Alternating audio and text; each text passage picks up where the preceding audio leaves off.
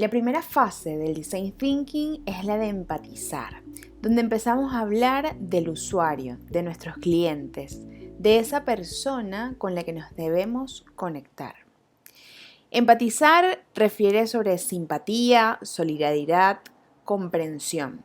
Es el poder ponerse en el lugar del otro, ver desde la óptica de alguien más, o como quien diría en algunos lugares, colocarse en los zapatos de alguien más.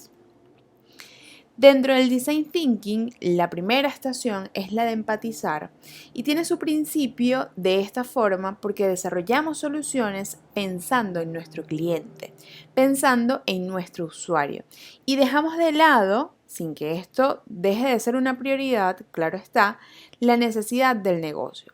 Es decir, la necesidad de mi usuario o de mi cliente prevalece sobre cualquier otra. Sí podemos tomar en cuenta nuestras necesidades del negocio, por supuesto, sin embargo, no necesariamente van a ser la prioridad. La importancia para el equipo, la importancia en este caso para el desarrollo y para la idea que queremos validar, se basa en torno a este usuario. Hemos estado acostumbrados a trabajar en problemas céntricos, es decir, en buscar resolver o crear una solución para dar respuesta a un problema. Y a veces incluso dejamos de lado la opinión del usuario, del cliente, incluso de la persona que va a dar uso al producto o servicio que estamos creando. Nos enfocamos netamente en el problema. Cuando hablamos del Design Thinking de la fase de empatizar, empezamos a solucionar en función de nuestro cliente. Es decir, estamos creando productos y soluciones clientes céntricos, enfocados en dar respuesta a un cliente o un usuario.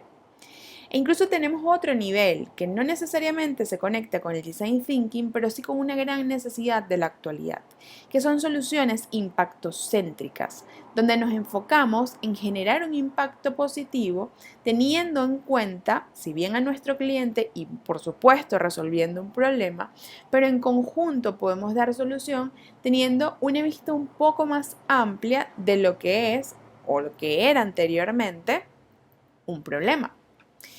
Ahora bien, si colocamos foco en lo importante, entendiendo que podemos tener un variopinto de estas tres soluciones o de estas tres formas de abordar una solución, que es a través del impacto, del cliente o del problema, empezamos a hacernos preguntas sobre esta persona o este usuario.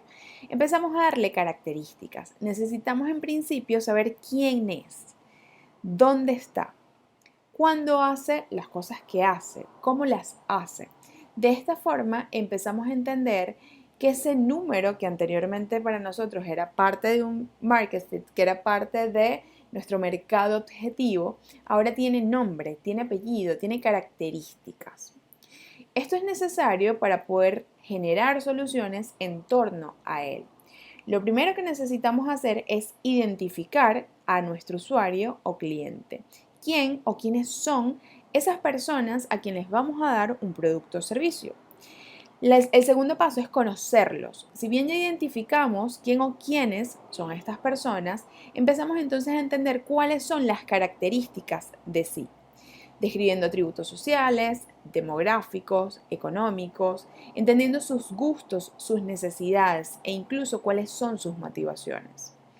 Una vez que ya los tenemos identificados y que ya los conocemos un poco más, necesitamos ahondar en esa necesidad, buscar el entendimiento de cuál es la necesidad, el problema o incluso la fricción que está presentando esta persona o personas para entender entonces desde la óptica de ese grupo cómo vamos a resolver el problema.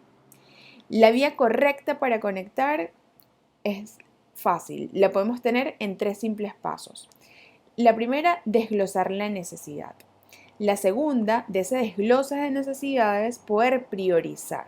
Y en función de esa priorización, empezar a ofrecer soluciones. De esta manera podemos utilizar diversos frameworks que nos ayuden a no solamente personificar a nuestro cliente o usuario, sino también entender un poco más cuál es la necesidad que tiene, colocándonos en sus zapatos para poder empezar a crear soluciones clientes céntricas, pero que también puedan resolver un problema y que puedan generar un impacto positivo en su entorno completo. En Eduverso creemos que tienes la posibilidad de aprender, crear y transformar.